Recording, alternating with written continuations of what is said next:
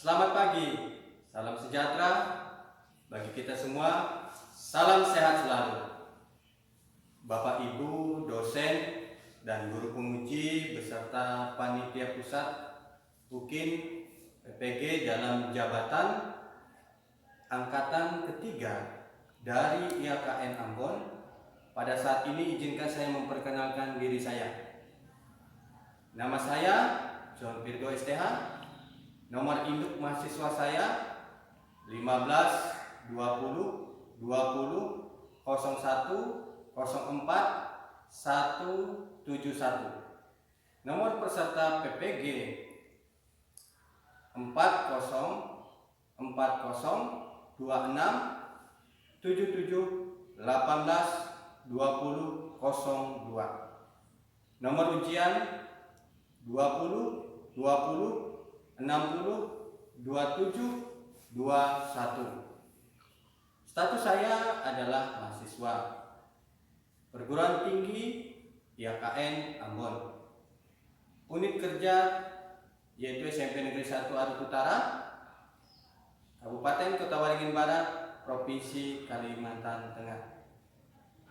Dalam video pembelajaran yang akan saya buat ini, saya mengambil lokasi di SMP Negeri 1 Arut Utara, Kabupaten Kota Waringin Barat, Provinsi Kalimantan Tengah.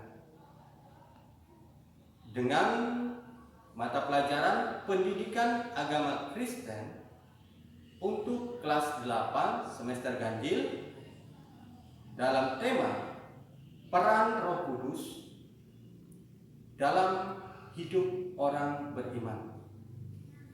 Model pembelajar yang saya gunakan adalah yaitu discovery learning. Kemudian metode yang saya pakai adalah ceramah, tanya jawab, dan diskusi. Jika dalam video ini jadi banyak kesalahan atau kekurangan, mohon dimaafkan, dan kiranya Bapak Ibu dosen serta guru penguji dan para panitia UKIN pusat bisa memberikan saran, pendapat, serta kritikan agar kedepannya bisa dilakukan perbaikan. Saya ucapkan terima kasih. Selamat pagi, salam sejahtera, salam sehat selalu.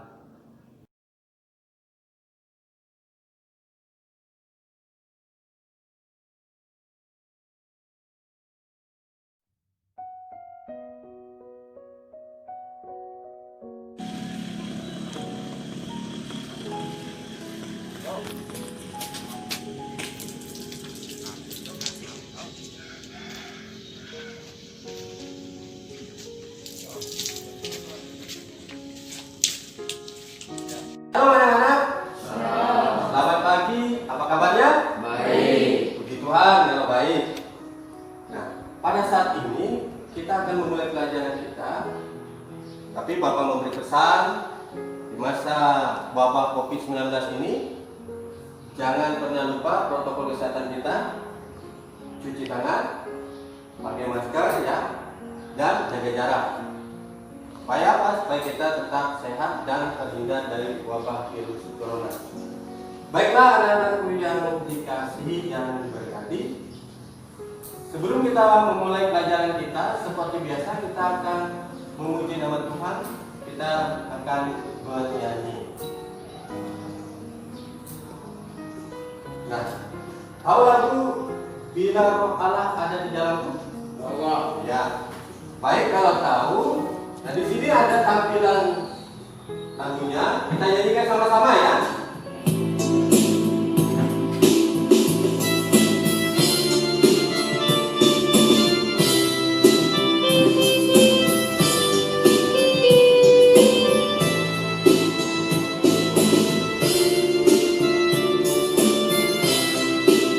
Kita sambil tepuk tangan. Kita nyanyikan sama. Bila Roh Allah ada di dalamku,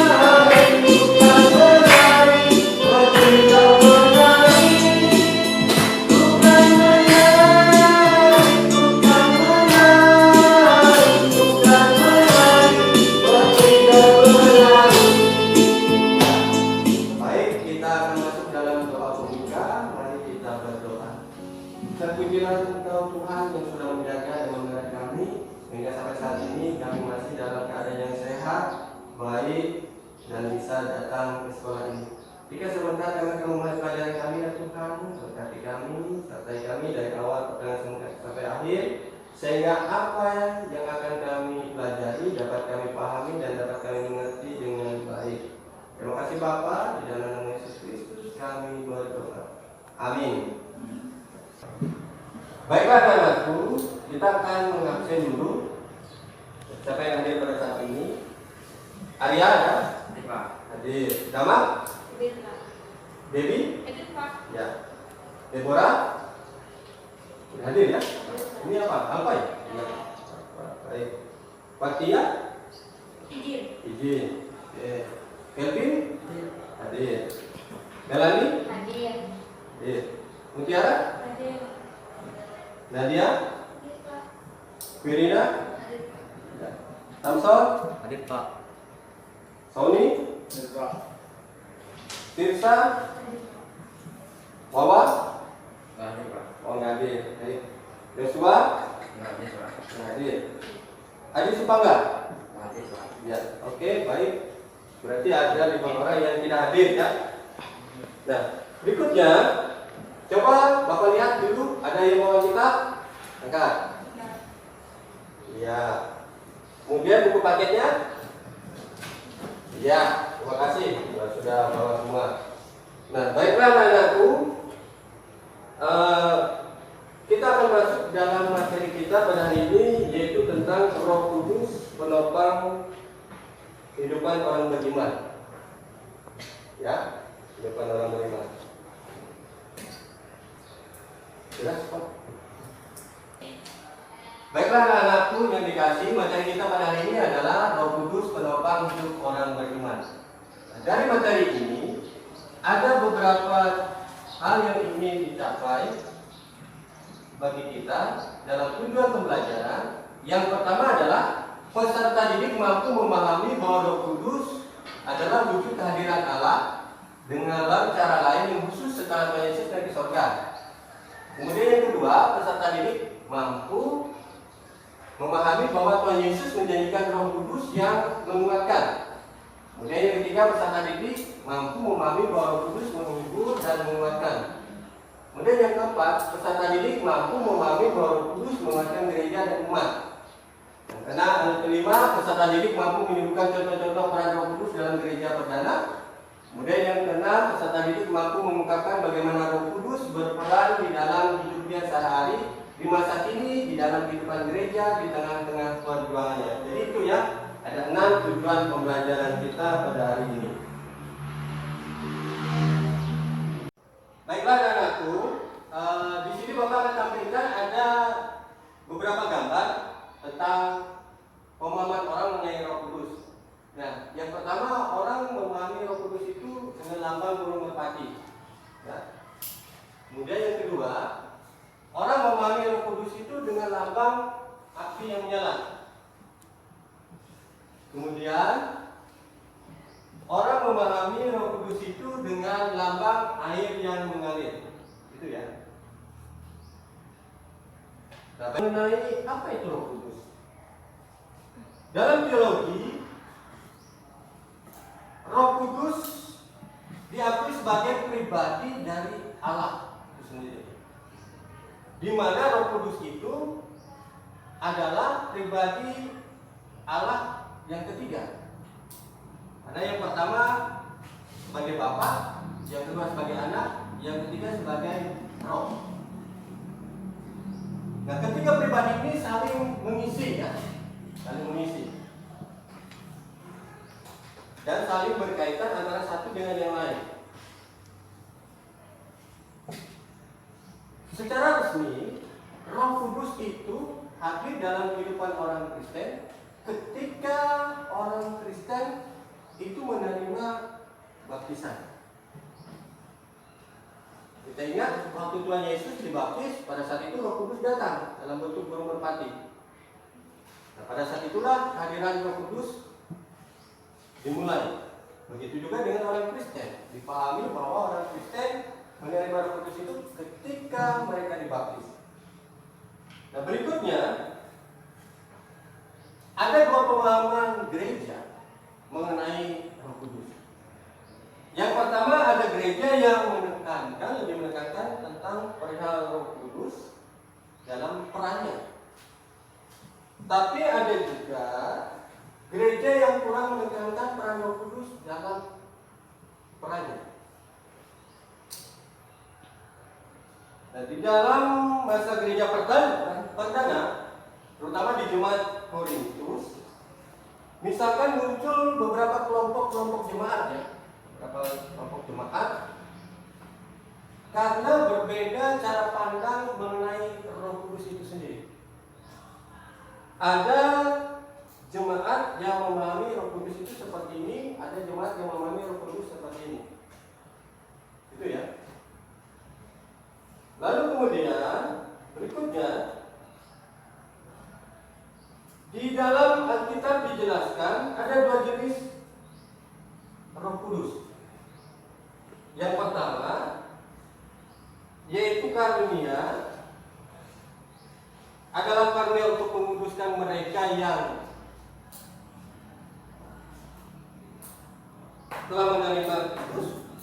Kemudian yang kedua, ada karunia yang disebut dengan karismata.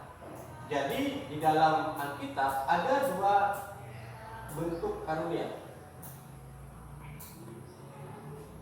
Nah, kemudian karismata ini adalah sesuatu yang istimewa yang dimiliki oleh seseorang, dianugerahkan dari Allah ke dalam hidupnya. Nah, karunia ini disebut karunia untuk menguduskan. Nah, karunia untuk menguduskan ada 6. Yang pertama hikmat, yang kedua pengertian, yang ketiga nasihat, yang keempat keperkasaan, yang kelima pengenalan, dan yang keenam takut akan Tuhan. Nah, di dalam 1 Korintus, ya, 1 Korintus pasal 12 ayat 6 sampai ayat 11, di sini dijelaskan ada 9 karunia. Yang pertama karunia berkata-kata dengan hikmat, yang kedua karunia berkata dengan pengetahuan, yang ketiga iman, yang keempat karunia menyembuhkan, yang kelima karunia untuk mengadakan mujizat, yang keenam karunia untuk bernubuat, yang ketujuh karunia untuk membedakan bermacam-macam roh, yang kedelapan karunia untuk berbahasa roh, dan yang kesembilan karunia untuk menafsir bahasa roh. Jadi ada 9 ya. Nah, kemudian di dalam 1 Korintus 12 ayat 28 ditemukan kembali ada tambahan mengenai karunia itu. Di mana yang pertama ada karunia untuk melayani, dan yang kedua ada karunia untuk memimpin. Lalu kalau kita buka dalam Roma pasal 12 ayat 6 sampai 8, di sana juga ada lagi penguraian tentang karunia Roh Kudus itu. Ada karunia melayani, ada karunia mengajar, ada karunia menasihati.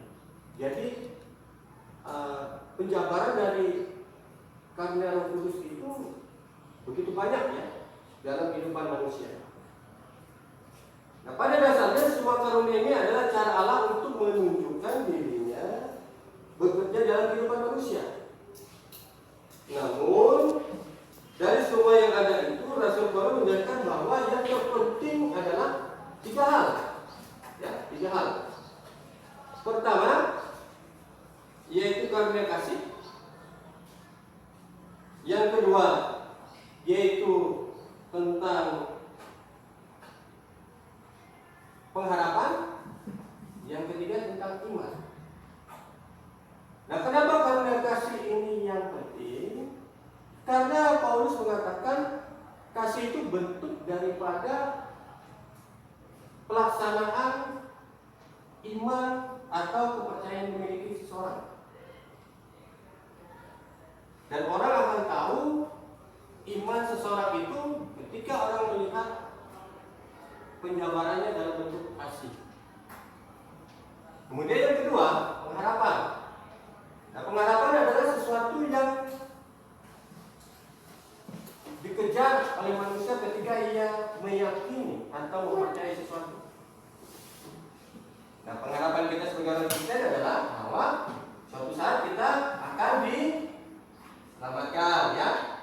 Kemudian yang kedua, kita masuk mana?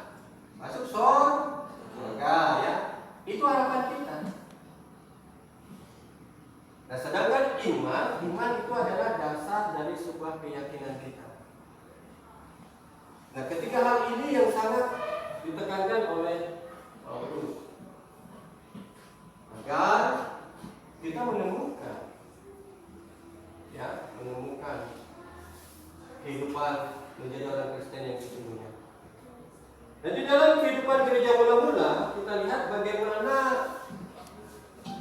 Roh Kudus itu sangat menolong, sehingga segala perselisihan, segala macam perseteruan yang terjadi pada gereja mula-mula dapat diatasi.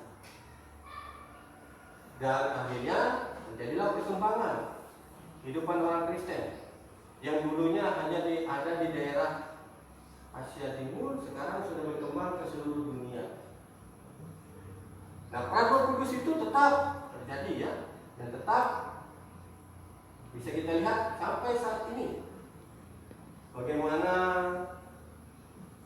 kita lihat hampir ditemui di seluruh pelosok dunia ada umat Tuhan, ada tempat ibadah memuji yang disebut dengan gereja. Kemudian ada organisasi gereja. Nah, ini bentuk daripada penyertaan Roh Kudus dalam kehidupan dan pertumbuhan gereja. Nah, dari sana ada yang ingin kalian tanyakan atau tidak?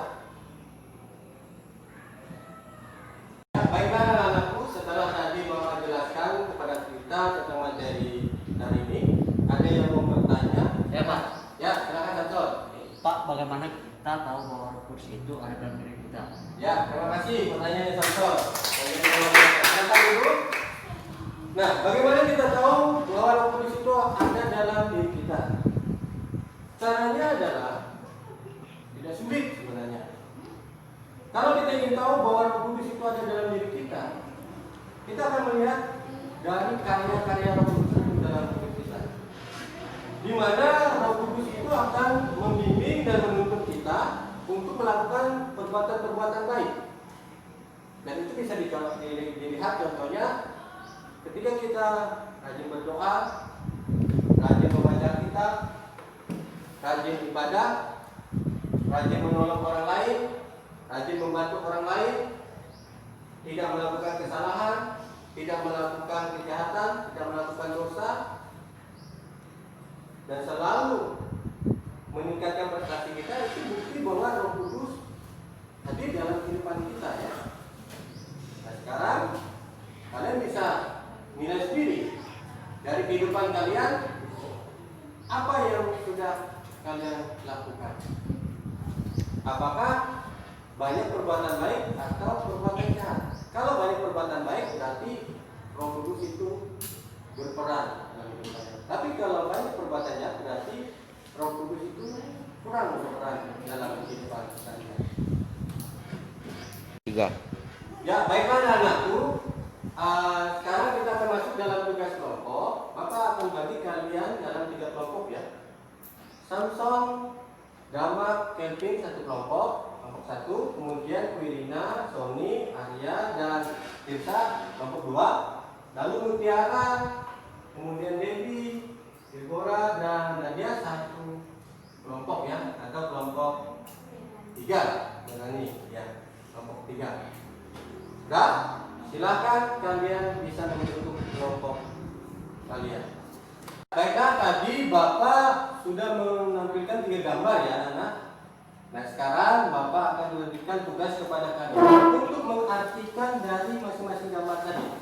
Yang pertama mengenai burung merpati, yang kedua mengenai api, dan yang ketiga mengenai air.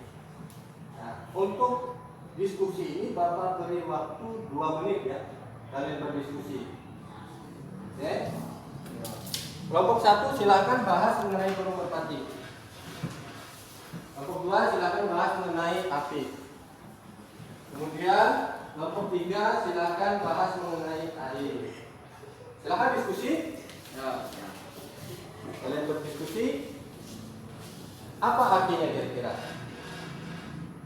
Bapak beri waktu 2 menit. Nanti setelah 2 menit Bapak akan tanyakan pendapat kalian mengenai gambar.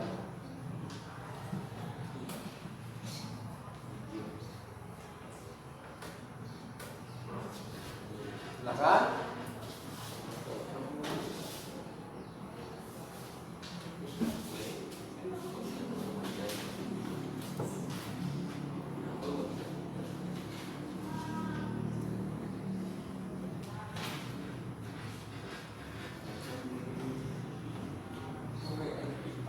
Bagaimana? Sudah selesai? Sudah? Baik, kalau sudah selesai, silakan nanti masing-masing perwakilan dari kelompoknya bisa menyampaikan pendapatnya mengenai gambar itu ya. Sekarang kita mulai dari kelompok 1. Silakan. Roh Kudus sering diamalkan dengan burung merpati putih, Ya. yang artinya bahwa Roh Kudus itu adalah sesuatu yang bersih dan suci. Ya, terima kasih atas pendampatnya dan pandangannya. Jadi burung merpati, silakan duduk. Jadi Roh Kudus seringkali dilambangkan dengan burung merpati putih, artinya bahwa Roh Kudus itu adalah sesuatu yang bersih dan suci ya, dan juga memiliki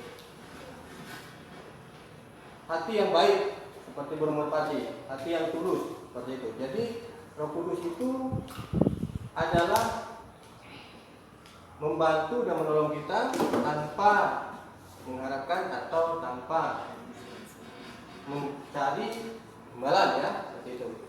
Nah, kemudian yang kedua, Roh Kudus sering dilambangkan dengan api, yang artinya bahwa Roh Kudus itu adalah sesuatu yang memiliki kekuatan dan semangat yang menguap serta penuh gairah untuk membangkit motivasi seorang. ya terima kasih. Ya, jadi yang kedua, Roh Kudus itu adalah seperti api, gitu ya. Dimana bahwa Roh Kudus itu melambangkan semangat, melambangkan kekuatan yang datang dari Tuhan untuk membantu manusia tetap mampu menjalankan kehidupannya ya. Nah, itu artinya Roh Kudus yang kedua. Kemudian yang ketiga, Roh Kudus sering dilambangkan dengan air, yang artinya bahwa Roh Kudus itu adalah pribadi Allah yang tidak pernah berhenti mengasihi manusia dan memberikan kehidupan itu, agar manusia menemukan ketenangan dan kedamaian seperti ciri air itu sendiri. ya terima kasih. Jadi yang ketiga, Roh Kudus itu dilambangkan dengan air, di mana air itu memberikan arti bahwa Roh Kudus itu datang untuk memberikan ketenangan, kedamaian, dan kesejukan dalam kehidupan manusia. Seperti air yang mengalir, dia akan membantu manusia untuk menemukan damai sejahtera. Nah, itulah arti Roh Kudus. Terima kasih atas pendapat dan pandangan dari kalian. Jadi pada prinsipnya apa yang sudah kalian sampaikan itu adalah benar, ya, benar. Nah, oleh karena itu Bapak akan simpulkan dari apa yang kalian sampaikan tadi dengan membaca Yohanes 14 ayat 16 yang berkata demikian. Aku akan meminta kepada Bapa dan Dia akan memberikan kepadamu seorang penolong yang lain supaya Ia menyertai kamu selama-lamanya. Jadi Roh Kudus itu diutus untuk menolong, untuk membantu dan untuk menyertai kehidupan kita ya. Supaya apa? Supaya kita bisa menjalankan kehidupan kita sebagai orang-orang percaya. Ya, sebagai orang-orang percaya. Nah, tahu? Anak-anakku yang dikasihi, kita sampai dalam penghujung pelajaran kita. Oleh karena itu, Bapak akan memberikan tugas di rumah. Tugas ini yang pertama adalah baca Injil Yohanes 14 ayat 26. Bisa ditulis ya. Baca Injil Yohanes 14 ayat 26. Kemudian yang kedua, tuliskan maksud dari nas tersebut. Jadi apa maksud dari nas itu? Kalian tulis. Lalu yang ketiga, apa peran Roh Kudus dikatakan dalam nas itu? Apa peran Roh Kudus dikatakan dalam nas itu? Nah, ini minggu depan kalian bawa, kumpulkan dan diperiksa ya. Oke? Jadi minggu depan dibawa, dikumpulkan dan diperiksa. Ada pertanyaan mengenai tugas?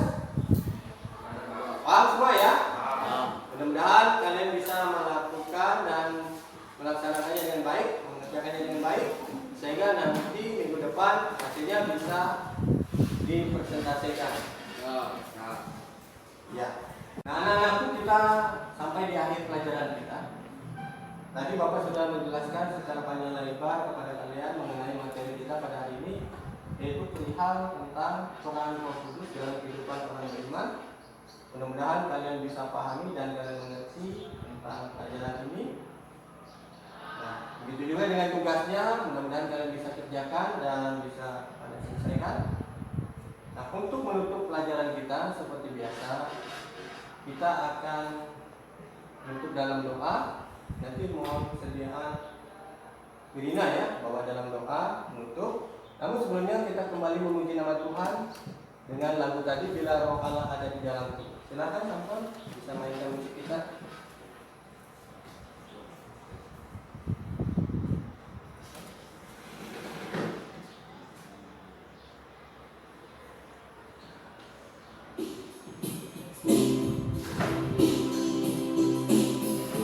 Silakan kami berdiri.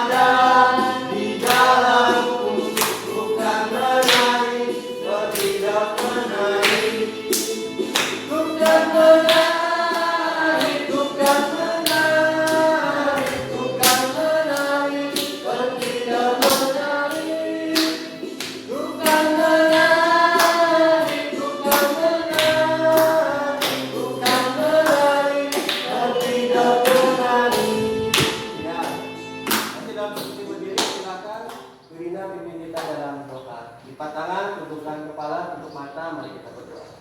Terima kasih Tuhan Yesus, terima kasih Bapa, pada pagi hari ini kami telah belajar Tuhan, dan tiba saatnya kami akan pulang ke rumah kami masing-masing. Berkatilah perjalanan kami sampai ke rumah kami masing-masing. Tuhan Yesus, biarkanlah minggu yang akan datang kami akan bertemu, belajar untuk memuji dan memuliakan nama-Mu. Kami serahkan doa kami yang di dalam tangan-Mu. Terima kasih Tuhan Yesus. Haleluya, amin. Amin. Ya, silakan duduk kembali. Baiklah anak-anakku, sebelum kalian nanti keluar dari doa ini dan pulang ke rumah masing-masing, Bapak ingatkan kembali kepada kalian, jangan lupa untuk menjaga kesehatan kalian ya. Kesehatan, ingat 3 hal, lalu pakai masker ya, kemudian cuci tangan, lalu jaga jarak ketika kalian berada dalam kerumunan. supaya kalian tetap terjaga dalam kondisi yang sehat. Dan jangan lupa yang terpenting adalah kalian harus selalu berdoa kepada Tuhan supaya Tuhan melindungi dan menjaga diri kalian. Baiklah anak-anakku, untuk materi hari ini telah berakhir. Bapak ucapkan selamat pagi dan bertemu kembali dalam pelajaran minggu depan. Tuhan memberkati. Amin.